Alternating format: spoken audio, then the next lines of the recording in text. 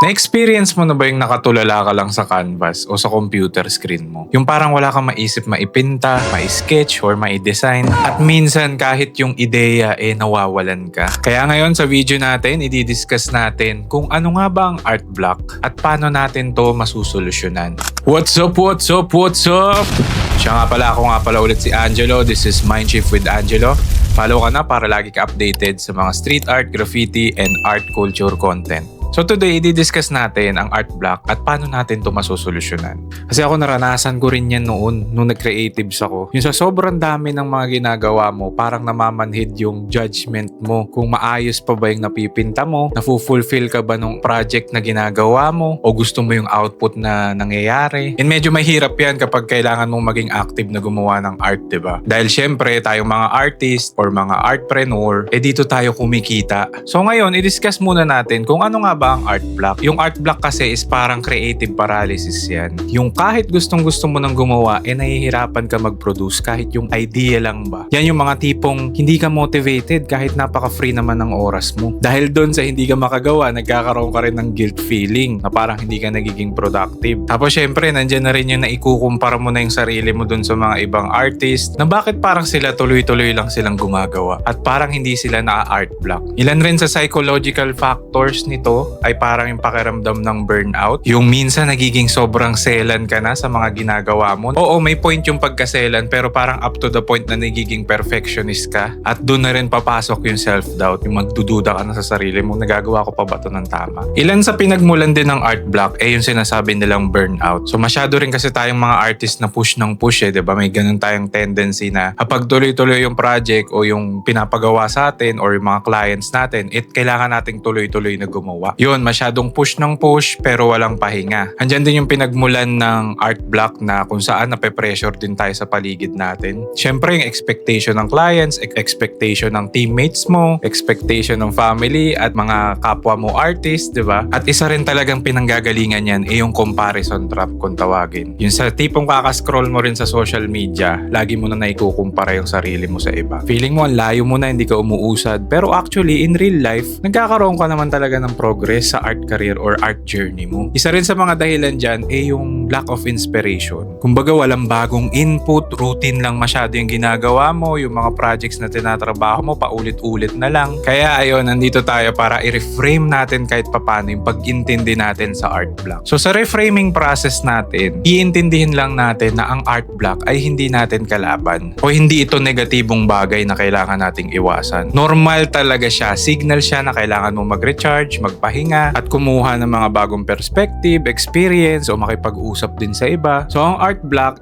signal para medyo mag-slow down lang tayo. Parte yan ng proseso, hindi yan parte ng pagpalpak. Minsan talaga hindi magiging productive ang oras mo at araw mo. Kailangan mo rin kasi talagang magpahinga. Kailangan mo rin kasi munang huminga. So ito yung ilan sa mga practical tips ko lang para sa'yo when it comes to when you're experiencing art block. Kasi ito rin yung ilan sa mga ginagawa ko when I'm experiencing art blocks, especially nung ako'y nasa creative career pa, no, creative designer ako, as well as painting murals on the side, nag-graffiti, nagko-commissions. So simulan natin sa basic tip which is build micro habits. Kung na-art block ka na, bumalik ka muna sa mga basic task. Doon muna tayo ulit mag-recharge. Siguro dahil masyado ka rin nalulunod sa mga malalaking project or malalaking trabaho na sabay-sabay at sunod-sunod ka agad yung deadline, minsan kailangan mo munang bitawan yon at bumalik ka muna sa fundamentals. Mag-sketch ka muna, yun muna yung output mo, himayin mo yung mga micro-task dun sa mga malalaking project na tinatrabaho mo, and mag-strategize ka ng oras sa araw mo kung kailan mo dapat trabahuhin yun. At syempre, kailangan i-limit mo rin yung social media scrolling mo. Kasi dahil din sa social media, nape-pressure tayo kagad na kailangan, required tayo mag-output. Kahit naman deep inside natin, hindi pa naman tayo pa ganun ka-prepared. At may kakulangan ba yung judgment natin or pananaw natin na kung maayos ba yung magagawa natin. So yun mag-microtask ka muna, bumalik ka muna sa basics. Pwede rin siguro muna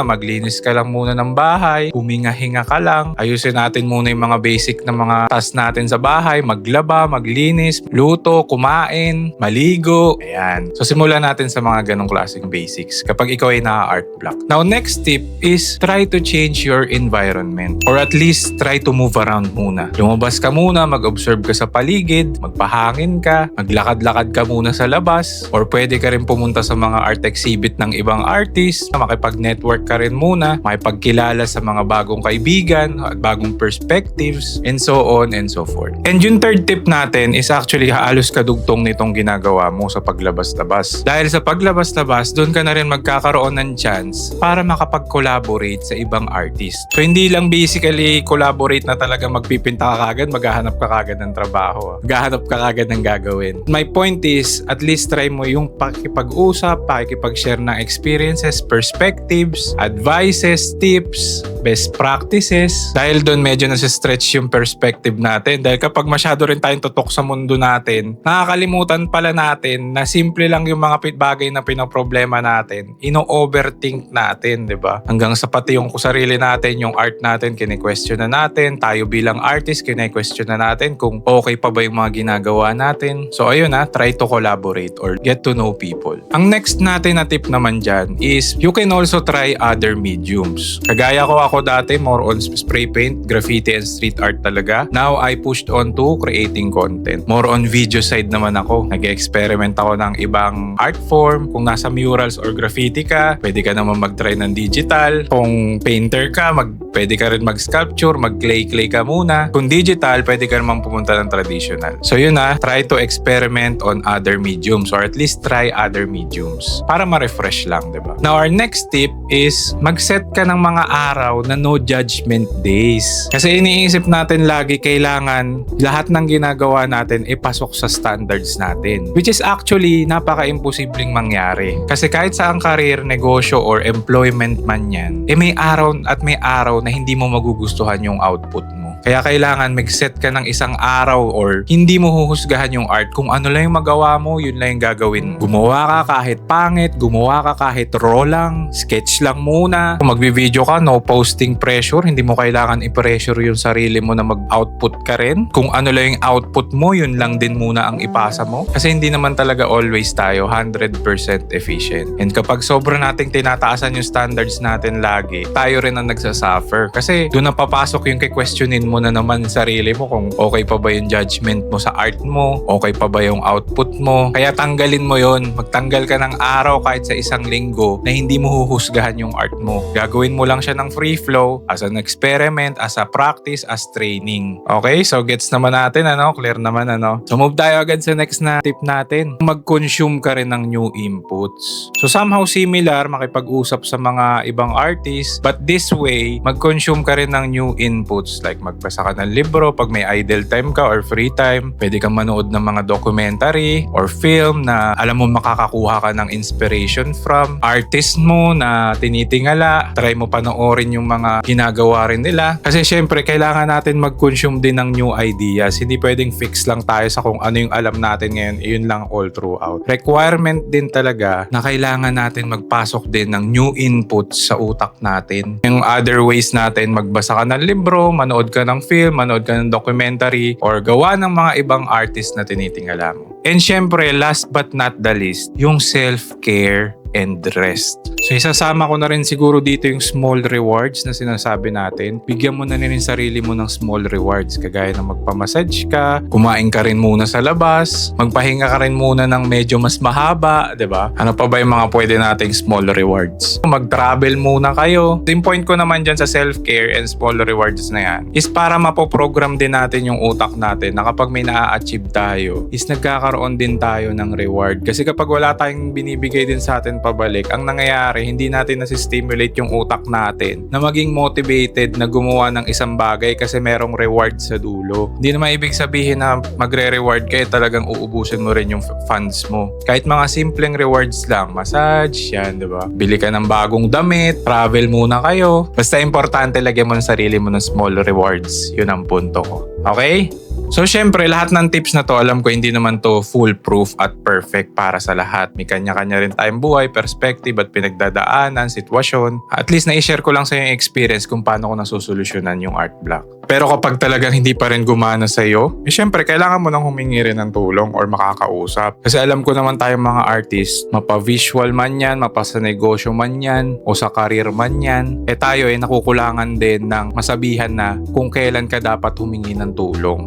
So yung tipong kapag chronic na talaga, yung parang antagal na for months na talaga, 3 to 6 months, yun ay mga oras na kailangan mo na rin talaga ng professional help, di ba? Kapag naapektuhan na yung mental health mo, pwede mo i-consider yung mga bagay like creative therapy or coaching, especially sa mga tao na or mga artist na tinitingala natin. Kung may access kayo sa kanila, try nyo hingian din ng advices or tips kung paano nila napagdaanan yun, yung mga ganong sitwasyon. So by the end of the day, communication pa rin talaga. Lalo kapag nararanasan mo ang art block, kailangan marunong ka rin i-acknowledge ito, marunong ka rin makipag-communicate sa iba, or lalo sa mga career or may mga clients, kailangan marunong ka rin makipag-communicate sa kanila. And importante na nabo-voice out din natin yung mga nararamdaman natin kaysa tinatago. So overall, hindi mo talaga kailangan i-pressure ang sarili mo. Ang creativity is a cycle. So hindi yan laging pataas lang lagi yung emotions mo, lagi kada gawa mo gumaganda lang ng gumaganda ang pakiramdam mo. Kasi sa reality, pataas baba rin ang ating mga emotions when we do our projects.